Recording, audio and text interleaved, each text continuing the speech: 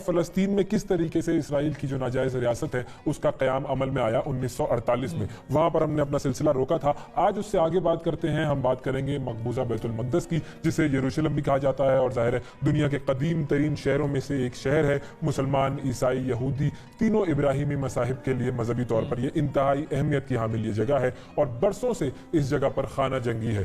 اور خانہ جنگی کیوں ہے؟ کیونکہ اس کی وجہ یہ ہے کہ یہاں پر انبیاء کی جو یہ سرزمین ہے, اس سرزمین پر اسرائیل کا ناجائز وجود ہے.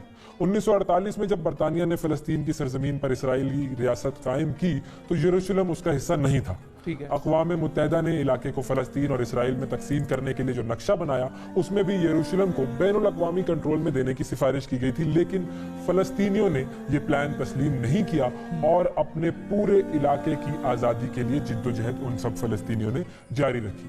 اسرائیل نے فلسطین پر قابض ہوتے ہی علاقے کی جو عرب اقلیت تھی اس پر ظلم کے پہاڑ توڑ ڈالے, جس کی وجہ سے عربوں کو مجبوراً اپنا وطن چھوڑنا پڑا.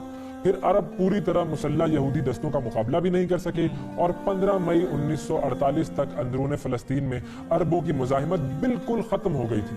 14 اور 15 مئی کی درمیانی شب 12 بجے یہودیوں نے تل ابیب میں جو ریاست قائم کی, اسرائیل کی ریاست, اس کے قیام کا اعلان کیا, اور عربوں نے اس ریاست کو تسلیم کرنے سے انکار کر دیا. اور پھر مصر, شام, اردن, لبنان اور عراق کی افواج نے اسرائیل پر حملہ کر دیا. اس جنگ کو عرب اسرائیل جنگ کہا جاتا ہے. 1948 میں یہ جنگ ہوئی تھی, بہت مشہور یہ جنگ ہے. یہ جنگ 1949 کے امن معاہدوں کے تحت ختم ہو گئی. 1948 کی جنگ میں اسرائیل نے مغربی یروشلم پر قبضہ کر لیا, جبکہ مشرقی یروشلم جو تھا وہ اردن کے کنٹرول میں رہا. اس کے بعد جو دوسری بڑی جنگ یہاں پر ہوئی وہ تھی 1967 کی. اس وقت جب یہ جنگ ہوئی تو اس میں اسرائیل نے عربوں کی متحدہ فوج کو شکست دی, اور اردن سے مغربی کنارے کے ساتھ ساتھ جو مشرقی یروشلم کا علاقہ تھا وہ بھی چھین لیا, اور غزہ کی پٹی پر بھی انہوں نے قبضہ کر لیا. اسرائیل نے مشرقی یروشلم کو اپنا علاقہ قرار دے دیا. تو پھر اس سال اقوام متحدہ کی جنرل اسمبلی نے متفقہ طور پر اس کی مخالفت کی, لیکن ظاہر ہے ہم سب یہ جانتے ہیں کہ اقوام متحدہ میں اصل طاقت کس کے پاس ہے, تو یہ سب کو پتا ہے. تو اسی لیے اگر اتنی مخالفت کرنی ہوتی تو پچھلے سال کیا یونائٹڈ اسٹیٹس جو ہے وہ اپنا ٹیل ابیب سے اٹھا کر اپنا یروشلم شفٹ کرتا, اپنا جو ان کی ایمبیسی ہے جو بھی ہم اس کو کہیں گے, انہوں نے تو اسرائیل کے دارالحکومت تصور کر لیا, بالکل دارالحکومت تصور کر کے اپنی ایمبیسی کو وہ لے گئے ہیں ٹیل ابیب سے یروشلم. تو یہ بہت بڑی چیز ہے جو انہوں نے کی ہے. تو اس کے بعد ہوا یہ کہ جب اقوام متحدہ نے مخالفت کی, لیکن اسرائیل تو ظاہر ہے اس کا جو ہمیشہ سے رویہ رہا ہے کہ وہ کسی کی نہیں سنتا.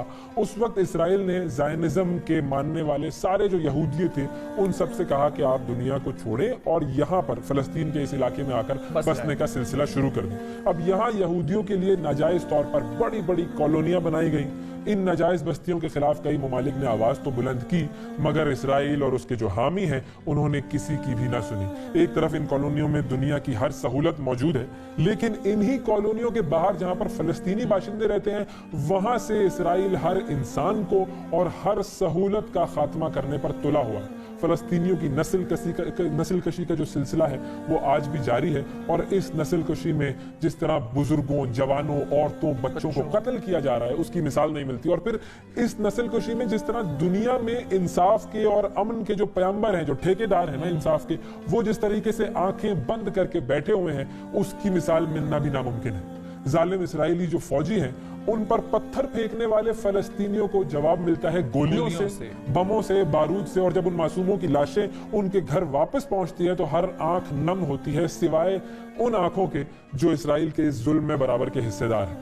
اب جس طرح یہودی اپنے بچوں کو اس لڑائی کے لیے تیار کر رہے ہیں, ان کی عسکری تربیت کر رہے ہیں, وہ بھی اسرائیل کا ایک نہایت شفاف چہرہ ہے. اس کی ویڈیوز انٹرنیٹ پر ساری دنیا میں موجود ہیں, آپ دیکھ سکتے ہیں جا کر, پتہ چلے گا آپ کو کہ کس طریقے سے چھوٹے چھوٹے بچوں کی ہتھیاروں سے تربیت کی جا رہی ہے, ان کی برین واشنگ کی جا رہی ہے کہ ہمیں اس علاقے پر قبضہ کرنا ہے. دلوں میں نفرت پیدا کی جا رہی ہے, بالکل نفرت پیدا کی جا رہی ہے کہ جاؤ اور ان ہتھیاروں کا نہتوں پر, مسلمانوں پر استعمال کرو. یہ ہو رہا ہے. اس کے بعد 1993 میں ایک اوسلو معاہدہ ہوا جس کے تحت فلسطین اور اسرائیل نے ایک دوسرے کا وجود تسلیم کیا. یاسر عرفات اور اسحاق رابن جو تھے انہوں نے اس معاہدے پر دستخط کیے اور غزہ اور مغربی کنارے پر فلسطینی اتھارٹی کی حکومت قائم کی گئی. اس معاہدے میں یروشلم کا معاملہ بعد میں طے کرنے کا فیصلہ کیا گیا, لیکن پھر جب سے نیتن یاہو کی حکومت قائم ہوئی اس وقت سے یہ معاملہ جو ہے وہ بس آگے بڑھتا جا رہا ہے. مذاکرات کی ساری امیدیں ختم ہو چکی ہیں اور اب اسرائیل مشرقی یروشلم کے علاقوں میں بھی یہودی بستیاں قائم کرنے پر عمل پیرا ہے. غزہ میں پھنسے ہوئے فلسطینی مہاجر اپنے گھروں میں واپس جانے کے لیے جو جدوجہد کر رہے ہیں وہ 1948 سے چل رہی ہے، اور 1948 میں فلسطین کی سرزمین پر جہاں اسرائیل بنا وہاں سے تقریباً ہر 5 میں سے 4 مسلمان عربوں کو ان کے گھروں سے بے دخل کر دیا گیا ہے۔ گھروں سے بے دخل یہ لوگ جب غزہ میں اپنے آپ کو دوبارہ سیٹل کرنے کی کوشش کرتے ہیں، دوبارہ اپنے گھروں کو واپس جانا چاہتے ہیں، تو پھر وہاں پر ان پر پابندیاں ہیں۔ اسرائیل نے غزہ کی پٹی اور ان مہاجرین کے گھروں کے درمیان ایک باڑ لگا دی ہے، جسے ایک بارڈر کا نام دے دیا ہے، اور یہ بارڈر صرف اور صرف اس اوسلو کے معاہدے کے لیے بنایا گیا ہے۔ اب اسرائیل غزہ کو ایک علیحدہ ملک قرار دے رہا ہے، اور اسرائیل غزہ میں پھنسے ہوئے مہاجرین کو دنیا کے سامنے اس طرح پیش کر رہا ہے کہ جیسے یہ لوگ اسرائیل پر حملہ کر کے اس کو صفحہ ہستی سے مٹا دینا چاہ رہے ہیں۔ حالانکہ یہ بات سب جانتے ہیں کہ وہ نہتے لوگ ایسا نہیں چاہتے۔ اب غزہ میں پھنسے ہوئے جو فلسطینی مہاجرین ہیں وہ اس باڑ کے سامنے احتجاج بھی کرتے ہیں، تو ان پر گولیاں اور بم برسائے جاتے ہیں، تو وہاں پر وہ احتجاج بھی نہیں کر سکتے، اور اسرائیلی فوج ان کے پرامن احتجاج پر بھی انہیں بدترین تشدد کا نشانہ بناتی ہے۔ 2010 میں اقوام متحدہ نے غزہ کو کھلی فضا کی جیل قرار دیا تھا، جہاں پر کھانے پینے کی ترسیل تک روک دی گئی ہے۔ آپ کو میں کچھ نقشے دکھاتا ہوں جس سے آپ کو یہ اندازہ ہوگا کہ اس خطے میں یہودی جس طریقے سے آ کے بسے ہیں تو وہاں پر ان کی پاپولیشن میں کتنا اضافہ ہوا ہے۔ اگر آپ پہلا یہ نقشہ دیکھیں، یہ 1917 سے لے کے 1939 تک کا یہ نقشہ ہے، جس میں جو یہ ڈارک آپ کو ایریا نظر آ رہا ہے یہ ہے وہاں پر یہودیوں کی آبادی، اور باقی جو سفید ایریا ہے یہ آپ کو نظر آ رہا ہے کہ وہاں پر جو عرب، وہاں پر مسلمان جو رہتے تھے۔ اس کے بعد جو اگلا نقشہ ہے وہ دکھائیں جی، اس میں آپ کو پتہ چلے گا کہ یہاں پر 1939 سے لے کے 1945 تک یہودیوں کی تعداد تھوڑی سی بڑھ رہی ہے۔ اس کے بعد ہم مزید آگے بڑھتے ہیں، مزید اگلے سالوں میں دیکھتے ہیں 47 سے لے کے 49 تک یہ تعداد کتنی بڑھ چکی ہے۔